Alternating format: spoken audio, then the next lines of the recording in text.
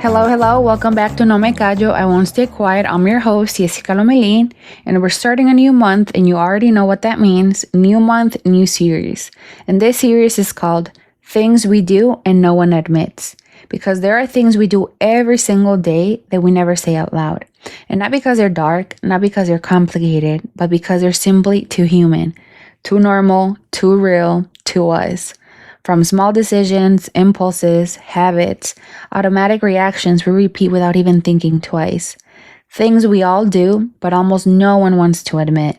And if I'm being honest with you, I'm on that list too. I think we all are.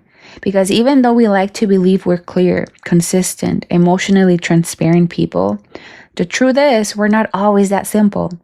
Sometimes we feel one thing, say another, and do something completely different. So this entire month of May, we're talking about those things we all do, but almost no one admits. And we're starting with episode number 1, with something every single one of us has lived, even if we don't say it out loud. Pretending you don't care when you clearly do. And I need you to sit with that for a second, because we don't talk about this enough. We've normalized this so much that we don't even question it anymore. We act strong, we act calm, we act unbothered. We say, I don't care, with a confidence that sometimes even we don't fully believe. But the truth is something else. We do care. More than we say, more than we show, and more than we're willing to admit. And the interesting part is, this isn't a one-time thing. It's not a single moment in life. It's something that happens constantly, in small, silent, almost invisible ways. It happens when you see a message and decide not to open it yet. And not because you didn't see it, not because you can't, but because something inside you says, wait. And it happens when you already read it, but act like nothing happened. Like you're busy, like it didn't move anything inside you. It happens when you're in front of someone who affects you, but you act normal. A little too normal. Like your body isn't reacting differently. Like your energy didn't shift. Like your mind isn't making noise. And it happens in the silence too. In those small pauses where no one is speaking, but everything is still being felt. And we've all been there. In that uncomfortable second between what we feel and what we show. That strange space where your heart goes one direction, but your behavior goes another. Where something moves inside you, but everything outside is carefully held together. And in that moment, without realizing it, we become actors. Not fake actors, not people trying to deceive the world, just careful people. People learning not to show too much, not to expose too much, not to give more than what feels emotionally safe. Because sometimes pretending you don't care isn't dishonesty. It's protection. It's control. It's emotional survival. And the interesting part is we get so good at it, and that sometimes we even start believing it. But inside, something is still there. And that's exactly what we're going to do in this episode. So you know what to do. Get comfortable, grab your coffee, your cafecito, your glass of wine, or a cold beer, and get ready to chismear with me. So let's start with something simple. And I really want you to remember this, because I promise you've experienced it more than once. You get a message. You see it, you recognize it, you feel it, but you don't open it right away. And in that second, nothing big is happening on the outside, but inside, something definitely is. Because your mind, without asking for permission, starts negotiating with you. Not yet. Wait a little. Don't reply too fast. Don't make it obvious you were waiting. Don't let it show you were on the phone. And what's interesting is you're not even consciously thinking this. It's automatic. It's like an emotional reflex you've learned over time. But let's be honest for a second. The moment you saw that message, it already meant something to you. Even if you deny it, even if you minimize it, even if you say, I'll reply later, something inside you reacted. Because nobody delays something they feel absolutely nothing about. And this is where it gets interesting, because while you're waiting for the right moment, your mind is already living a completely different story. You've already read it in your head like 10 different times. You've already imagined the tone of the message. You've already decided if it feels distant, warm, intentional, cold, or something in between. You've already filled in gaps that were never actually confirmed. And still, you don't open it.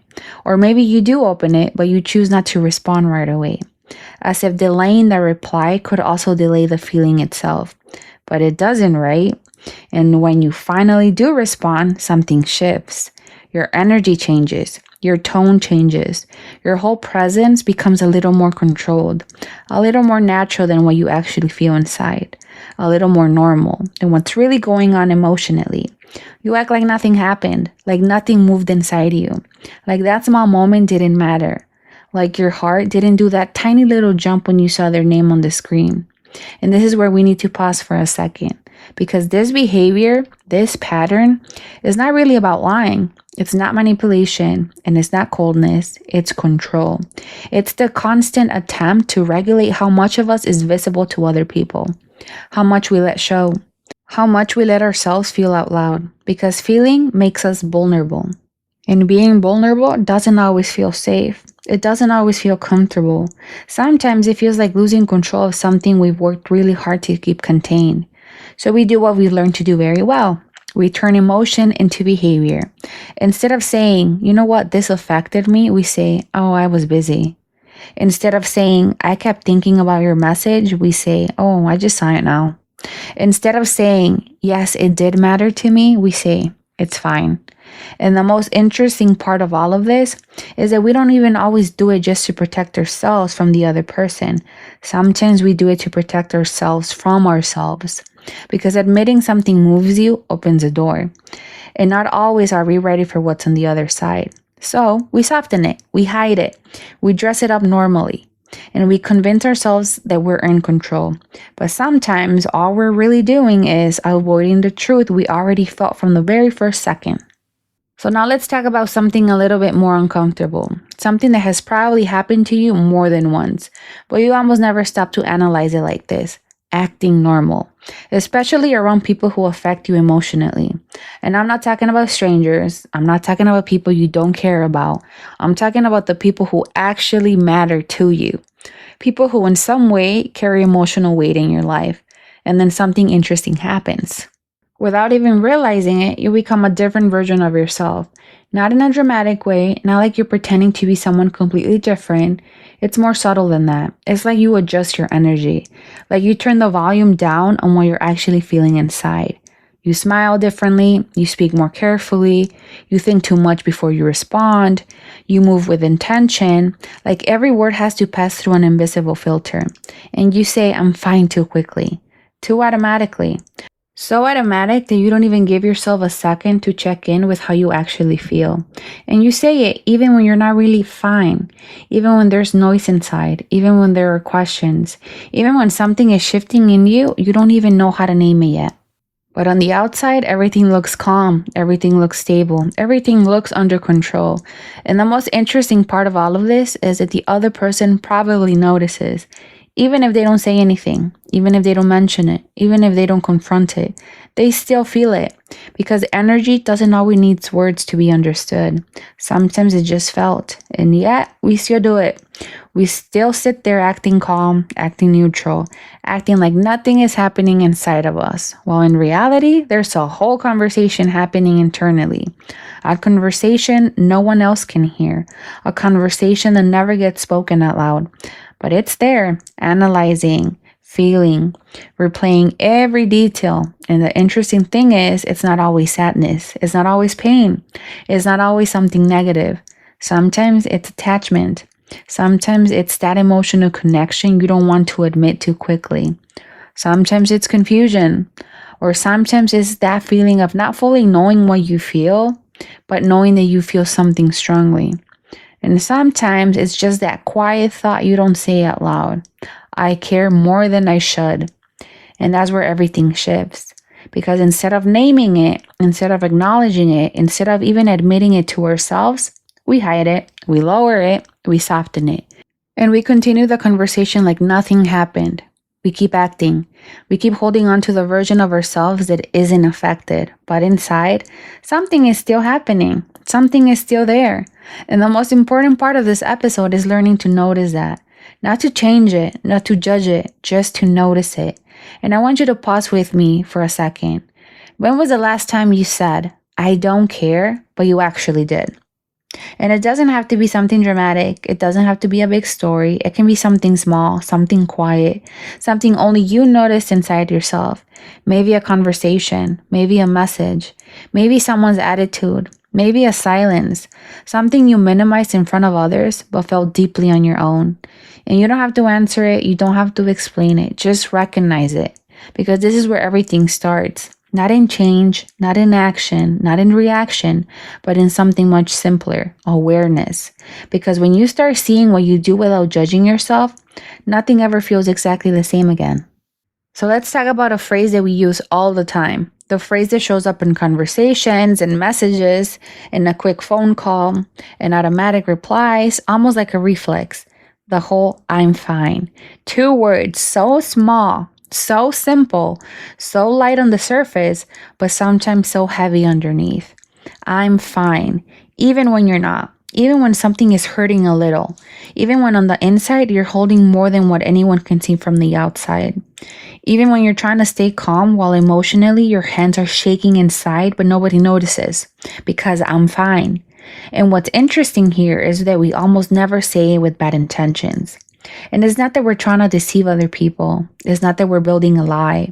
It's something more human than that. It's more automatic, more learned, faster than the emotion itself. Because the truth is, we don't always have space to fully explain ourselves.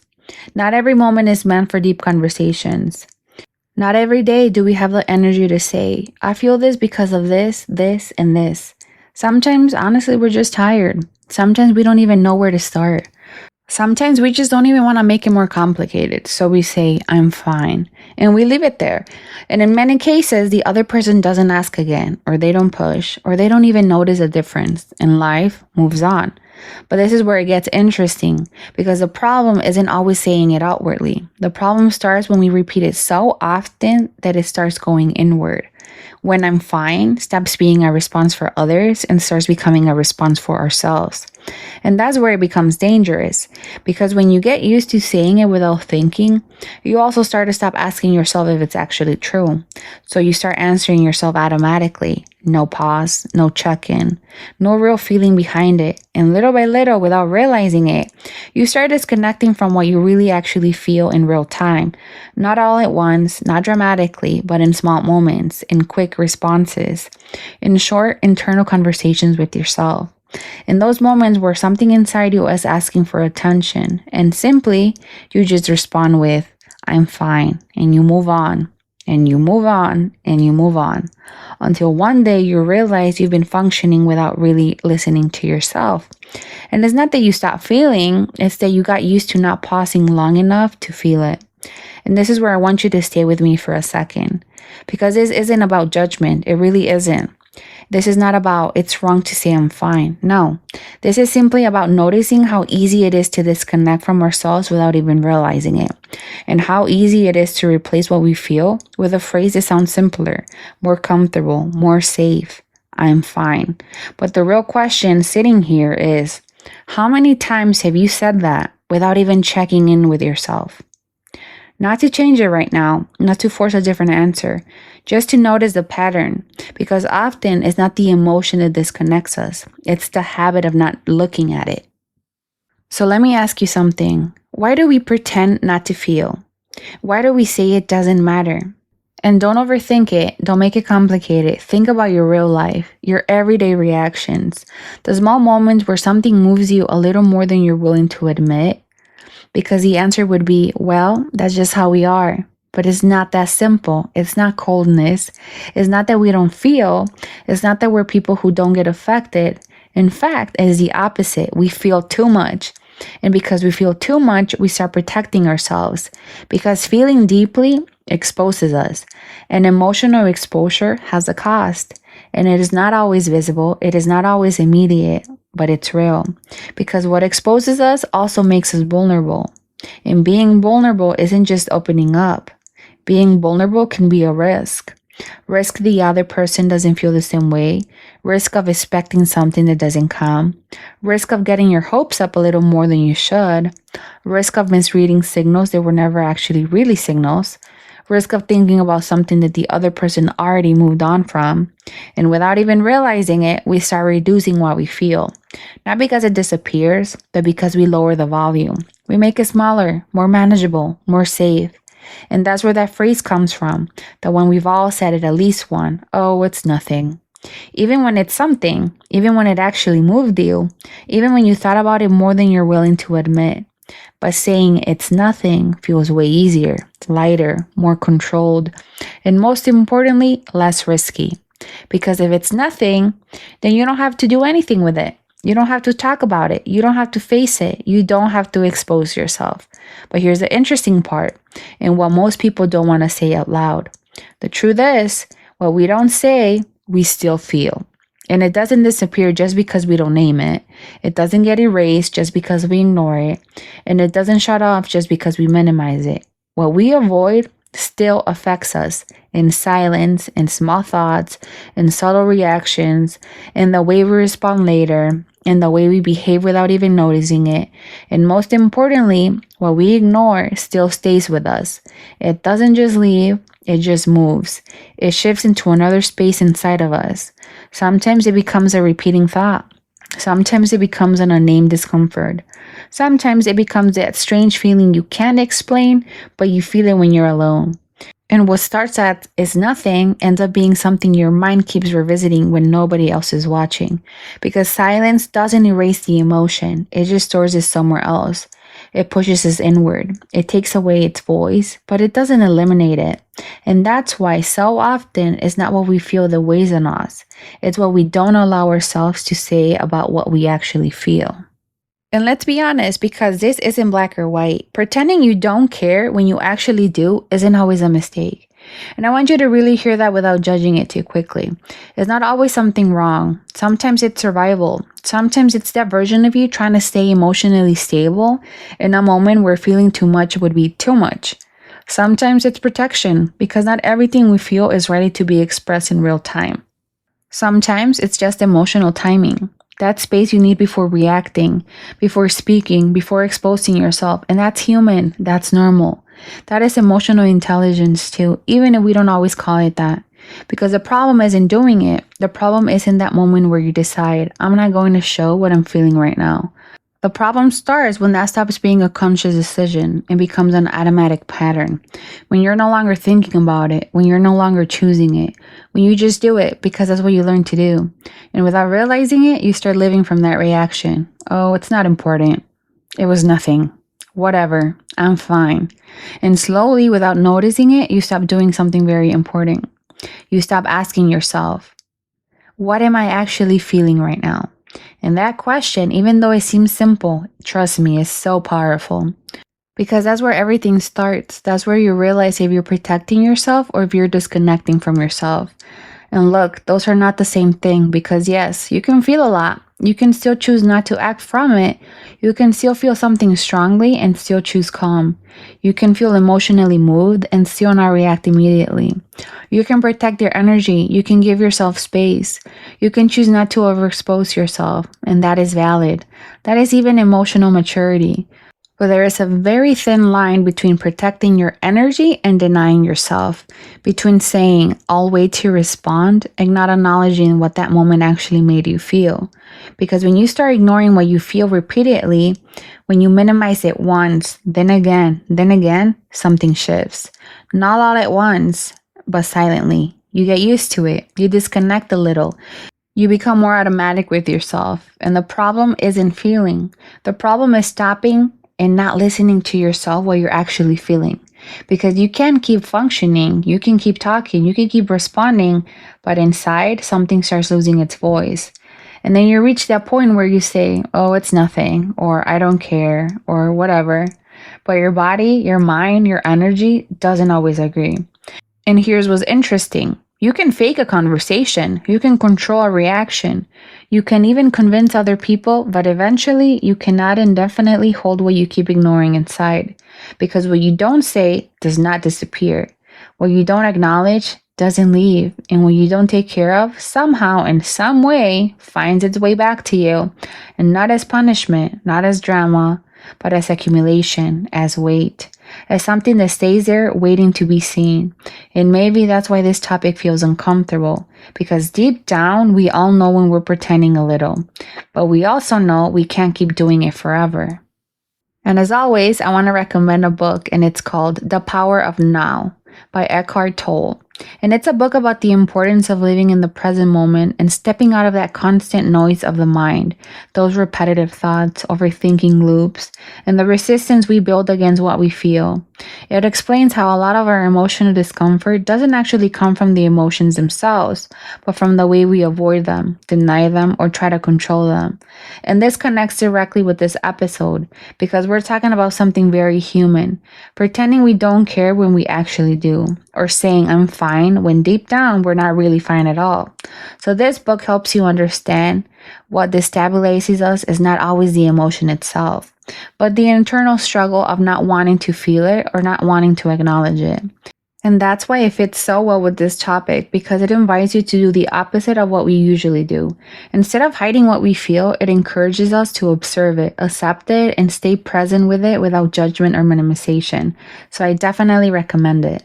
Pretending you don't care when you actually do, this is everyday life.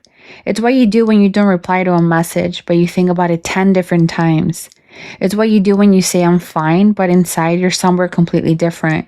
It's what you do when you act normal while something inside you doesn't feel normal at all. We all pretend sometimes. We all minimize things sometimes. We all say I don't care when we actually do care. And not as a flaw, not as something that needs to be immediately be fixed, but as something human. Something we learn to do in order to emotionally survive. To not overcomplicate things, to not expose ourselves too much, to keep functioning even when something inside us is shifting. And maybe the point isn't to completely erase it. Maybe the point isn't to suddenly turn it off like a switch. Maybe the point is to simply start noticing it. Because there's a huge difference between living on autopilot and realizing you're on autopilot. And once you start noticing it, even a little, even in small moments, something changes. Not outside, inside. A space opens, a second of pause. Okay, this is what I'm doing. And from there, even if nothing changes immediately, it's no longer unconscious. It's no longer invisible. It's no longer something that just happens to you without realizing it. And that, even if it seems small, it's the beginning of everything. Because you can't change what you don't see. But once you see it, it never feels the same again. And before we close this episode, I want to leave you with a question. What are you pretending not to feel, but is still very much alive inside you? You don't have to find the perfect answer. You don't have to explain it. You don't have to fix it today. Just allow yourself to look at it, to recognize it. Because sometimes the most powerful thing isn't changing what we feel. It's simply stopping the denial of it. And if you take anything from this episode, let it be this. What you feel does not disappear when you ignore it, but it does change the moment you choose to see it. In the description of this episode, you'll find the Amazon link with the full list of books mentioned in No Me Callo, I Won't Stay Quiet from the very first episode to today. And don't forget that every Friday there's a new episode waiting for you. The second episode of this series is called Overthinking Everything and Still Getting It Wrong. We think too much, only to end up doing exactly what we didn't want to do. We go over everything, we analyze everything, we look for signs, hidden meanings, intentions, double meanings. We replay conversations in our heads like movie scenes, and still, we get it wrong. And the most frustrating part isn't making mistakes. It's that we feel like we saw it coming. That moment when you already created 5 scenarios in your head, and life chose the 6th one. That message you read maybe 20 times trying to find the real meaning, and it was never what you imagined. That conversation you rehearsed 100 times, and in real life, it didn't even go anywhere near how you expected. And the question is, why do we think so much if we can't control the outcome anyway? Why does our mind insist on preparing for everything when life never follows the script? And this episode is not so we stop thinking. It's about understanding why we think so much and how sometimes overthinking does not protect us. It actually confuses us even more. So if you ever stayed up replaying conversations in your head or trying to decode something that was probably much simpler than it seemed, this episode is for you, so don't miss it. You were listening to No Me Callo, I Won't Stay Quiet. I'm your host, Jessica Lomelin. Until next time.